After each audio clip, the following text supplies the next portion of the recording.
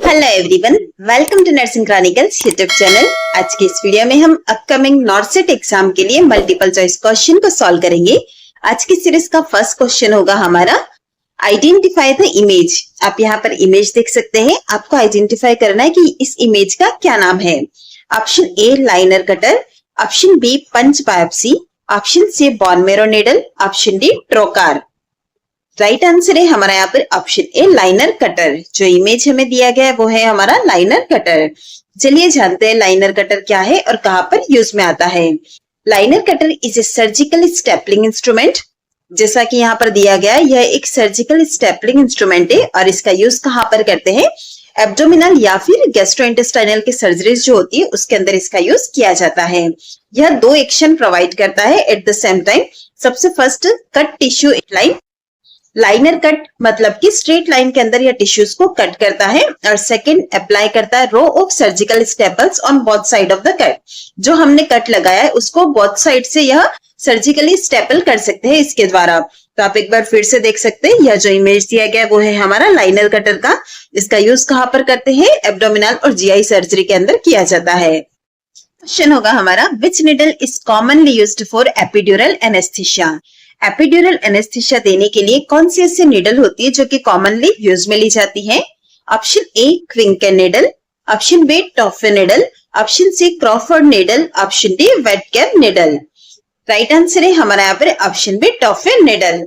हमेशा हमें एग्जाम के अंदर इमेज देकर पूछा जाता है, लेकिन इस तरह से हमें डायरेक्ट नाम भी पूछा जा सकता है। चलिए अब इस निडल का इमेज भी हम देख लेते हैं। आप देखेंगे यह इमेज जो दिया गया वो है हमारा टॉफे निडल का, जो कि एपिड्यूरल एनेस्थीसिया के लिए स्टैंडर्डाइज्ड निडल है। यह निडल क्यों यूज में लेते हैं, क्योंकि इसका जो कर्व होता है वो ब्लंट कर्व्ड होता है। डायरेक्शनली यह कर्व्ड टिप ओपनिंग होती है और यह डिजाइन कुछ इस तरह से की गई है कि हमारा जो ड्यूरल पंक्चर का रिस्क होता है वो रिड्यूस होता है इसके द्वारा। नेक्स्ट क्वेश्चन है हमारा which substance can increase the level of theophylline in the blood and cause side effect. कौन सा ऐसा सब्सटेंस है जो कि थियोफाइलिन के लेवल को ब्लड के अंदर इंक्रीज करता है और इसकी वजह से साइड इफेक्ट्स होते हैं। Option A food, option B water, option C coffee, option D milk. Right answer होगा हमारा यहाँ पर option C coffee. Food, water और मिल्क जो होते हैं वो थियोफाइलिन के लेवल को इंक्रीज नहीं करते और इसकी वजह से साइड इफेक्ट नहीं होते, लेकिन कॉफी जो होता है उसकी वजह से ब्लड के अंदर थियोफाइलिन का लेवल इंक्रीज होता है और साइड इफेक्ट्स भी होते हैं। चलिए जानते हैं यह किस तरह से डेवलप होता है।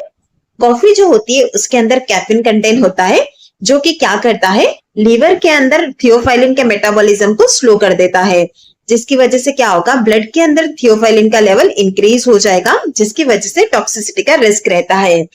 थियोफाइलिन मेडिसिन का जो थेराप्यूटिक इंडेक्स होता है वो काफी नैरो होता है, इसलिए अगर उसका लेवल थोड़ा सा भी बढ़ा तो उसकी वजह से आपको टॉक्सिसिटी के सिम्टम देखने को मिलेंगे। जब भी आप किसी पेशेंट को थियोफाइलिन प्रिस्क्राइब कर रहे हैं तो वहां पर हमेशा एक चीज एडवाइस करनी होती है कि अवॉइड करना है कॉफी, साथ ही साथ कैफीन कंटेनिंग जो भी ड्रिंक्स रहती है उसे भी अवॉइड करना है। अभी आपको एग्जाम पॉइंट ऑफ व्यू में कैसे याद रखना है, थियोफाइलिन प्लस कैफीन अगर साथ में दे दिया तो इसकी वजह से टॉक्सिसिटी रिस्क रहती है। नेक्स्ट क्वेश्चन है हमारा identify the type of splint. आप यहाँ पर इमेज के अंदर एक स्प्लिंट देख रहे हैं, आपको आइडेंटिफाई करना है कि इस स्प्लिंट का नाम क्या है। Option A Bohler splint, option B Bledsoe splint, option C Bohler and Braun splint, option D Thomas splint. Right answer होगा हमारा यहाँ पर ऑप्शन डी थॉमस स्प्लिंट। जो इमेज हमें दिया गया है वो है हमारा थॉमस स्प्लिंट का और इसका यूज किया जाता है फीमर फ्रैक्चर के केस में। ऑप्शन ए के अंदर हमें दिया गया वॉलर स्प्लिंट। वॉलर स्प्लिंट का यूज आप कहाँ करते हैं, फोरआर्म फ्रैक्चर में। नेक्स्ट है हमारा स्प्लिंट, इसका यूज किया जाता है नी ब्रेस्ट में।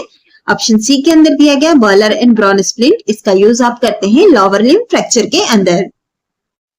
नेक्स्ट क्वेश्चन है हमारा diminished lung sound and pain during inspiration is the classical sign of. Lung sound diminished है और ड्यूरिंग इंस्पिरेशन पेन या किसका क्लासिकल साइन है। Option A haemothorax, option B pneumothorax, option C pyothorax, option D chylothorax. Right answer है हमारा यहाँ पर option B pneumothorax. अगर हम बात करते हैं हीमोथोरेक्स की तो इसका मीनिंग होता है blood in the pleural space. Second है हमारा न्यूमोथोरेक्स। न्यूमोथोरेक्स का मतलब है air in the pleural space. C में दिया गया हमें पायोथोरेक्स, पायोथोरेक्स मतलब pus in the pleural space, और लास्ट है हमारा काइलोथोरेक्स मतलब कि lymphatic fluid in the pleural space. Right answer हमारा जो कि ऑप्शन बी है। चलिए जानते हैं कि इसके की फीचर्स क्या होते हैं। सबसे फर्स्ट आएगा हमारा sharp pleuritic chest pain worse on inspiration, जो कि हमें ऑप्शन के अंदर भी कंडीशन दी गई थी कि ड्यूरिंग इंस्पिरेशन पेन बढ़ता है। नेक्स्ट है हमारा डिमिनिश्ड या फिर एब्सेंट होती है ब्रेथ साउंड को। नेक्स्ट है हाइपर रेजोनेंस ऑन परकशन, अगर परकशन करेंगे तो हाइपर रेजोनेंस फील होगा। इसके अलावा आता है टेकिपनिया, डिज्निया और पॉसिबली ट्रेकियल शिफ्ट होता है, और वो भी टेंशन न्यूमोथोरेक्स वाले टाइप के अंदर ट्रेकियल शिफ्ट होने की पॉसिबिलिटी होती है। तो इस तरह से आप देख सकते हैं हमारा जो आंसर था न्यूमोथोरेक्स, उसकी की क्लिनिकल फाइंडिंग क्या थी। नेक्स्ट क्वेश्चन है हमारा, a nurse is planning to teach a client about self care, what level of anxiety will best enhance the client's learning abilities. एक नर्स जो कि क्लाइंट को टीच कर रही है अबाउट सेल्फ केयर, यहाँ से लेवल की एंजाइटी है जो कि बेस्ट एनहांस करती है लर्निंग एबिलिटीज को। Option A mild, option B panic, option C severe, option D moderate. Right answer होगा हमारा यहाँ पर option A mild. Mild anxiety जो होती है उसके अंदर पर्सन के अंदर बेस्ट रहता है लर्निंग एबिलिटी। नेक्स्ट हम देखेंगे पैनिक, पैनिक के अंदर लर्निंग एबिलिटी पॉसिबल नहीं होती है। ऑप्शन सी के अंदर हमें दिया गया सीवियर, सीवियर के अंदर लर्निंग एबिलिटी पुअर होती है। और लास्ट है हमारा मॉडरेट, मॉडरेट के अंदर लर्निंग पॉसिबल है बट थोड़ा इम्पेयर्ड होता है। नेक्स्ट क्वेश्चन है हमारा, आइडेंटिफाई द गिवन इमेज। आप यहाँ पर इमेज देख सकते हैं, इसे आइडेंटिफाई करना है कि यह इमेज किसका है।